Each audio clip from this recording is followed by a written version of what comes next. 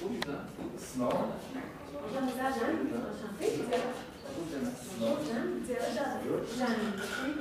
Oh, vous, c'est Jeanne. Oh, puis moi, c'est Jeanne. C'est Jeanne? Oui. Enchantée, Jeanne, Diana. Super.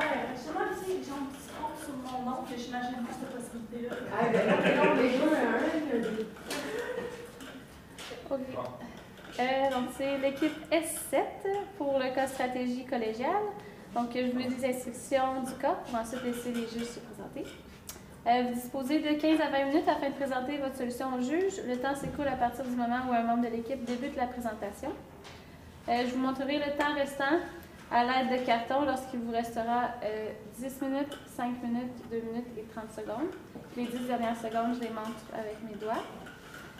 Si un membre de l'équipe continue à parler à la fin du décompte, je vais dire que c'est terminé, puis la présentation s'arrête immédiatement. Si vous faites moins que 15 minutes, il va y avoir une pénalité de 1 point par 30 secondes manquant. Puis, c'est important de ne jamais mentionner le nom de votre cégep lors de la présentation. Les juges bénéficient ensuite d'une période de questions de 5 minutes lors de laquelle ils pourront vous demander des éclaircissements concernant votre solution. Notez que lors de la période de questions, aucun décompte de temps vous est donné, mais si un membre de l'équipe est en train de parler lorsque le compteur affiche 5 minutes, il est autorisé de terminer sa réponse. Donc, je vais laisser les juges se présenter.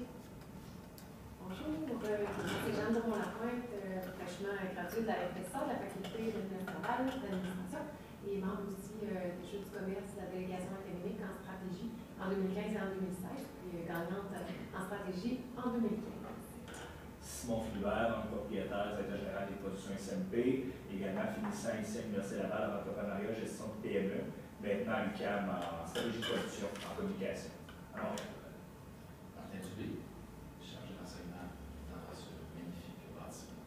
Département de management, puis aussi l'heureux head coach des Jeux du commerce à secondaire. comme c'est à vous. Super. Donc, d'une façon générale, avant de commencer, est-ce que c'est comment que je peux avancer? Vous avez un pointeur? Vous avez un clicker à côté, il y a une petite télécommande. Flèche de droite, ça va changer de slide. Et voilà. C'est génial. Ok, je peux commencer. Ben oui, Donc, d'une façon générale, on a trouvé que c'était vraiment une très bonne idée d'entreprise. Par contre, il y avait quelques points majeurs qui demandaient une amélioration. Donc, les principales problématiques, c'est qu'il y avait un manque de stratégie de marketing qui freinait l'expansion et le secteur d'activité, comme on disait au départ, commençait à être saturé. En plus, la main-d'œuvre était peu stable, étant donné que c'était toujours des employés à temps partiel, des jeunes, donc qui possiblement voudraient plus tard un emploi à temps plein, et qu'il y avait un manque de structure administrative pour le moment qui rendait la tâche lourde au niveau de la gestion. Finalement, tous ces facteurs-là limitaient la croissance. OK, donc pour ce qui est des solutions qu'on a ciblées pour améliorer la croissance de l'entreprise, notre point principal, c'est le développement d'un volet web. C'est sur quoi on va se baser pour promouvoir la croissance de l'entreprise puis pour promouvoir son marketing. Et il y a aussi l'élargissement des zones desservies. Donc, on pense promouvoir une croissance au niveau des grands centres, par exemple Montréal, Ottawa et Québec. Et on veut aussi mettre en place une structure administrative qui allégerait la charge et qui rendrait la compagnie plus efficace. Et aussi une stratégie d'optimisation des ressources humaines pour encourager les employés à rester au sein de l'entreprise. Et pour finir, développer une stratégie de marketing plus efficace.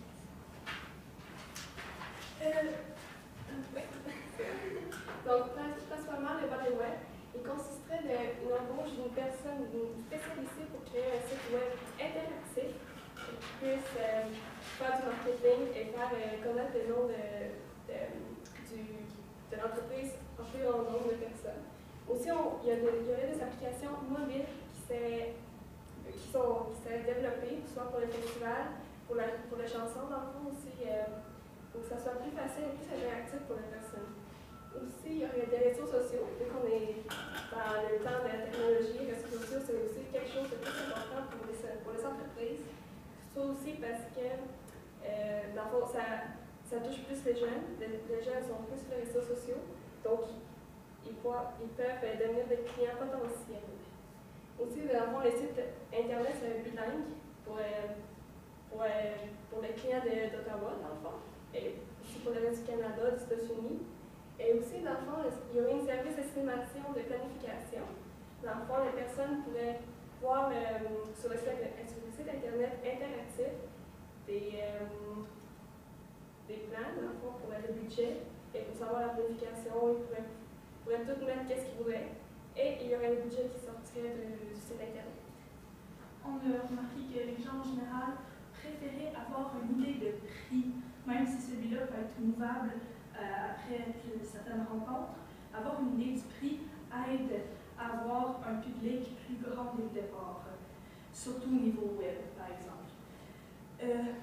Pour continuer les zones desservies, bien sûr, on voudrait éventuellement, on pensait que ce serait éventuellement une bonne idée, une expansion vers le reste du Canada, mais pour le moment, on devrait au moins inclure Ottawa. Ottawa comme une ville complètement bilingue, ça ne serait pas plus dur pour les employés de Montréal pour commencer à se développer là-bas, en attendant de trouver des employés venant d'Ottawa. La structure administrative resterait similaire, c'est une place très très semblable à Québec. Et étant donné que ce n'est pas un point majeur du divertissement, ce serait quand même un bon marché parce qu'il y a beaucoup de monde, mais d'un autre côté, la compétition ne risque pas d'être énorme comme à Toronto ou dans les grands centres urbains des États-Unis. Pour le reste, on continuera à développer vers Québec et Montréal, même s'il y a beaucoup de compétition, ça reste un bassin avec une grande population et les petites villes autour sont se déplacer très loin. Les petites villes offrent moins de compétition et permettent un plus grand bassin de population. La structure administrative, ça serait une façon de déléguer les tâches pour permettre aux gens, premièrement, de rencontrer des vraies personnes, parce que si on veut expansionner, ça ne peut pas être toujours la même personne qui gère tous les événements. Conséquemment, une personne dans chaque ville pourrait rencontrer les clients principaux, permettre de faire justement des rencontres en personne, d'avoir une personne qui spécialise aussi, particulièrement pour Ottawa, dans les législations locales, et permettre comme ça de vraiment structurer l'administration. Éventuellement, cette structure-là va pouvoir se développer plus vers les autres centres. Si on continue d'aller vers le Canada ou les États-Unis, la structure peut rester similaire en ayant à chaque point important un représentant. Et ces représentants-là n'auraient pas de bureau fixe. Ainsi, ils pourraient se déplacer vers les clients eux-mêmes pour pouvoir les rencontrer en personne ou entretenir des relations web ou des relations par téléphone, puisque certains clients vont être plus à l'aise avec ce type de relations de nos jours. Donc, les ressources humaines, dans le fond, ce qu'on ferait, ça serait un rabais de fidélité pour les employés. En fond, temps partiel, ils travaillaient pendant un an, un mois, un an, il y aurait 10% de rabais. Dans le fond, sur le 5 ans, les personnes, l'employé pourrait donner, dans le fond, c'est le bouche-oreille, les employés pourraient dire à leurs amis, à leurs parents, des rabais qu'ils ont.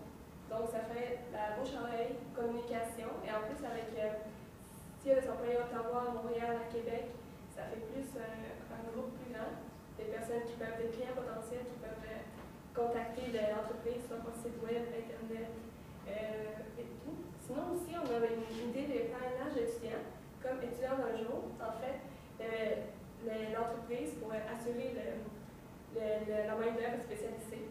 Ça serait offert à Québec, Montréal, Ottawa aussi, mais ça serait plus aussi région. Dans le fond, il manque une main-d'œuvre spécialisée dans la région pour les techniciens.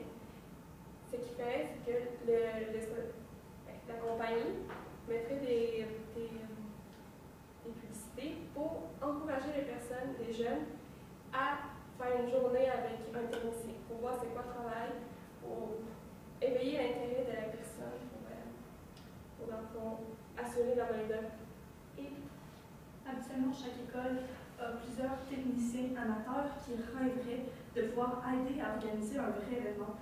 Ça demanderait très peu de financement, étant donné que les jeunes seraient là de base volontaire pour fournir eux-mêmes leurs propres déplacements, Mais d'un autre côté, ça donne une belle visibilité de l'entreprise, mais aussi en tant que futur employé potentiel, ils pourraient se voir dans ce milieu de travail-là. Ça se ferait à très beaucoup puisque la promotion se ferait par le biais des réseaux sociaux puisque les jeunes sont très actifs dans ce domaine. Oui, ensuite, la stratégie marketing. Dans le fond, il y aurait un concours pour un plan définissant. Le plan définissant, c'est quelque chose d'important pour toutes les écoles secondaires. Ce qui fait qu'il y aurait 5 pour participer. C'est un ban définissant gratuit, mais dans le fond, pour s'inscrire, il faut quand même Payer les inscriptions. À la fin, il y a un tirage et un des 5 écoles peut gagner un ban définissant gratuit. Ça donne la visibilité à l'école. Puis aussi, c'est une clientèle très fidèle.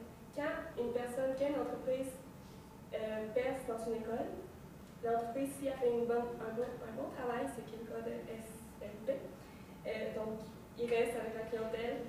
À chaque année, ça va tout le temps être la même chose. En plus, c'est quelque chose, les jeunes aiment avoir aussi une équipe jeune, dynamique aussi. Aussi, les services de l'entreprise seraient un peu moins dans les établissements scolaires, soit aussi université, cégep, pourraient faire des événements à plus moins.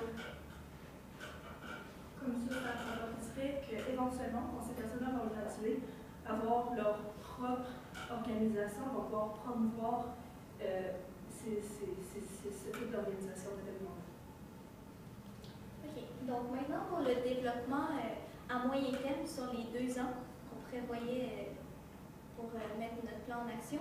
Donc le premier mois, ça serait principalement par la mise en place du site Internet, qui est le point tournant de notre plan, et d'établir les rabais de fidélité aux employés pour les inciter à rester au sein de la compagnie, même si c'est un travail à temps partiel. Et pour ça, pour l'établissement du site Internet, on se donnerait environ 2 mois pour trouver la personne spécialisée, que lui, ça serait un travail à temps plein, puisqu'il s'occuperait des soumissions et de toute la mise en œuvre du programme. Puis ça, c'est juste la première phase du site Internet. On ne commencerait pas la partie interactive. Ce serait surtout de construire une base de site qui permettrait de mettre en relation le grand public avec les personnes clés de l'organisation. Et puis, en juin, ça serait la mise en place du représentant à Montréal, qui passerait dans la ville et qui commencerait à mettre en place le système de recherche de contrats et qui verrait aussi la main-d'œuvre qu'il y aurait de disponible pour éviter les déplacements d'autres régions comme ça se faisait avant à Bécomo, par exemple. Et par la suite, en septembre, ça serait l'ouverture du marché à Ottawa. Donc, on testerait le marché à Ottawa, mais ça serait... Le test du marché se ferait par le représentant à Montréal pour éviter que si le marché à Ottawa n'est pas lucratif pour l'entreprise, on ne perdrait pas trop d'argent à envoyer quelqu'un travailler à temps plein là-bas. Aussi, en juin, on commencerait le développement du site interactif. Donc, ça permettrait aux gens d'avoir des estimations par rapport à ce qu'ils veulent faire approximativement comme organisation. Et puis, on se donnerait environ 3 mois pour tester le marché à Ottawa. Par la suite, en janvier, nous ferons, ce qui serait proposé, c'est d'établir un représentant pour les régions, pour voir les petits contrats, par exemple, pour le bal définissant, pour établir les clientèles cibles. Et en mars, après avoir eu une quand même longue durée de temps pour tester le plan à Ottawa, si nous voyons, si vous considérez que l'entreprise marche bien à Ottawa, on enverrait un représentant qui commencerait à être présent sur place et à faire des visites par lui-même dans les entreprises et à établir les possibilités d'employés qui pourraient servir pour éviter les déplacements de Montréal ou de Québec. Par la suite, en mai, il y aurait le parrainage étudiant qui commencerait puisque la plupart des structures administratives sont en place, donc il serait plus facile de voir avec les techniciens qui pourraient parrainer les élèves. Et en août, ce serait le représentant de Québec qui viendrait clôturer toutes les informes administratives.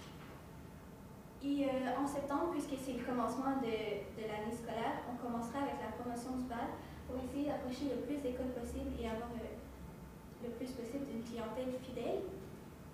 Et ça finirait un peu notre plan d'entreprise. Pour le parrainage étudiant et la promotion du BAL, ce seraient des activités qui pourraient se répéter dans les prochaines années. Le parrainage étudiant, on pense que ce serait une bonne idée de répéter indéfiniment jusqu'à ce que, tout le temps qu'on pense que c'est nécessaire, parce que ça va toujours permettre une grande visibilité, ça améliore l'image de l'entreprise, qui est déjà très bonne, mais ça peut toujours devenir mieux. Et aussi, ça nous permet d'avoir potentiellement des nouveaux employés. Et pour la promotion du BAL, on pense qu'il serait optimal de le faire les quelques premières années, peut-être environ 5 premières années. Après, les gens font déjà, les écoles qui auront voulu faire un changement l'auront fait, mais si on se concentre à seulement une année, plusieurs lenteurs du système administratif des écoles risqueraient de limiter le nombre d'écoles si c'était juste la première année. Donc, en gros, ce que vous devez retenir de toute notre présentation, c'est qu'on devrait garder l'entreprise flexible. Installer des points comme des bureaux ou se concentrer sur une région en particulier, ça va juste la retenir dans un point précis. En permettant un système d'administration avec des points répartis, sans avoir nécessairement de bureau, mais plutôt des gens qui travaillent à partir de chez eux, c'est beaucoup moins coûteux. Ils peuvent rencontrer les clients dans les bureaux de leur compagnie parce que les gens seront plus à l'aise par eux-mêmes. Et ça va permettre d'expansionner sans jamais avoir à se concentrer sur un point précis. Après ça, augmenter le nombre d'employés à temps plein avec les membres d'administration et de gestion du site web. Cependant, pour toute l'équipe technique, une majorité resterait à temps partiel pour le moment, pour limiter les pertes en cas de manque de contrat pour une certaine période de temps, puisqu'on ne compte pas faire voyager les employés d'un endroit à l'autre, mais plutôt garder les employés locaux. Pour la promotion de l'entreprise, on pense que la meilleure solution, c'est de se concentrer sur les écoles, où est-ce qu'une entreprise jeune est toujours mieux vue. Puis ça va aussi être beaucoup les gens plus jeunes qui vont éventuellement avoir besoin de systèmes d'organisation d'événements comme ça, plutôt que les gens qui sont déjà établis avec leur propre système. Finalement, on pense que la croissance devrait, oui, inclure des régions, mais surtout des centres urbains et les régions proches des centres urbains pour limiter les déplacements qui coûtent beaucoup d'argent et qui risquent d'augmenter encore en coût au fur et à mesure du temps. Donc, c'est ça, plus se concentrer vers les centres. Donc, d'une façon générale, on pense que si on utilise toutes ces stratégies-là, ça va permettre non seulement de faire une croissance rapide dans les 2 prochaines années, mais aussi de pouvoir expansionner dans le futur. Merci beaucoup. Merci. Au niveau des questions, au niveau de la méthode, il n'y avait pas de bureau fixe qui permettait de réduire les coûts. Au niveau de l'équipement, parce qu'on sait que dans le milieu dans lequel on opère, il y a beaucoup de manutention d'équipement. Donc, est-ce qu'on a une entreprise qui est centralisée, par exemple, à Québec? Mais comment vous voyez ça? Chaque fois, il y a une infrastructure pour avoir un entrepôt centralisé, mais un entrepôt est toujours moins cher qu'un bureau en tant que tel. Donc, ça serait plus stratégique d'avoir un entrepôt dans chaque centre. Mais pas vers les régions. Plus dans les centres comme Québec, Montréal, Ottawa, par rapport à ces centres-là, ils vont pouvoir aller dans les régions autour. Parfait. Ça répond à ma question. Merci.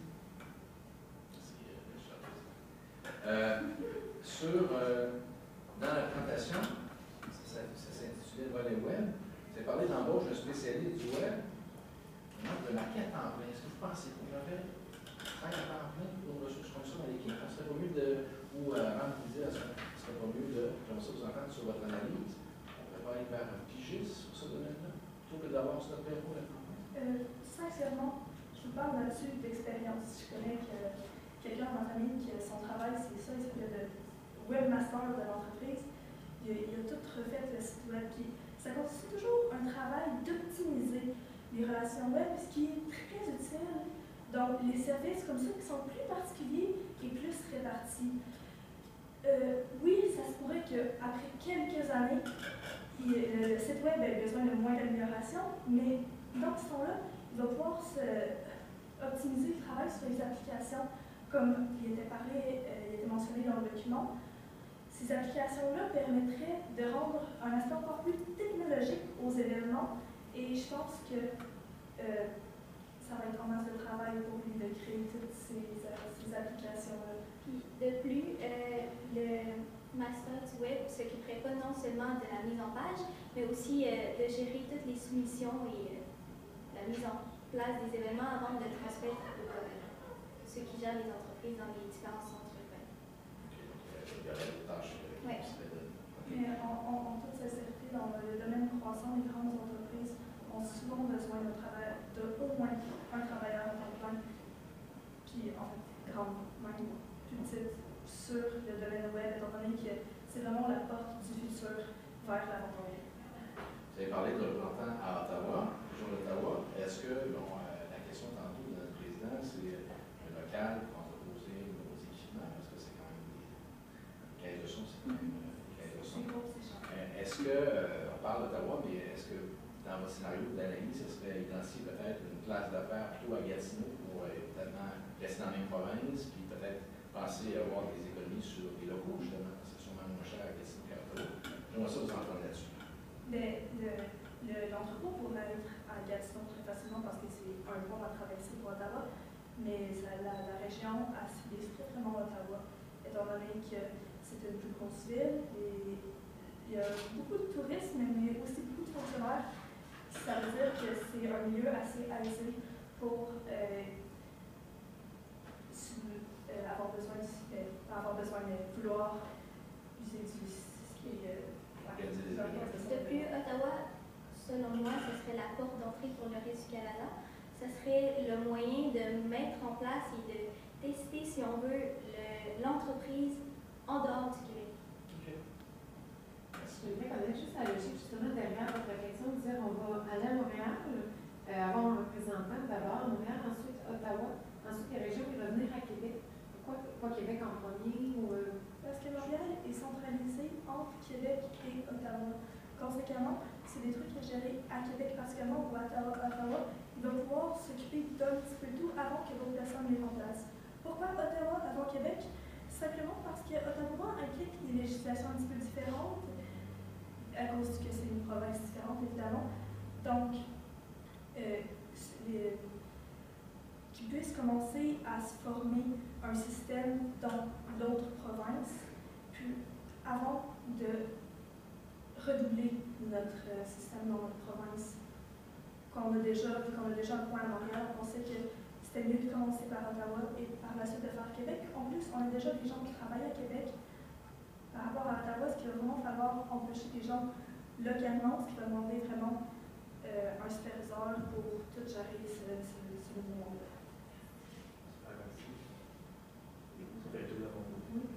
Merci. Merci beaucoup.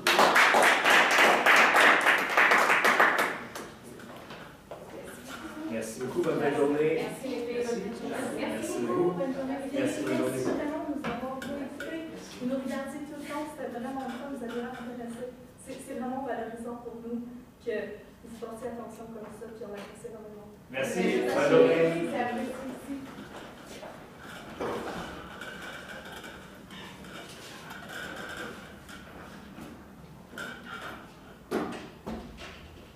C'est le premier qui sort du Canada qui était ici. Oui. Moi, j'avais été sur tout le long. J'étais contente, j'avais du concret. C'est la première fois. Derrière, Hein? C'est fou, les cerveaux. Oui. Quand j'ai demandé, je ne l'ai pas proposé. Mais j'ai dit, ah, j'aimerais ça que ça soit. Tu sais, qu'ils me sortent tellement. Ça le fait, Ça le fait, ça. Hey, la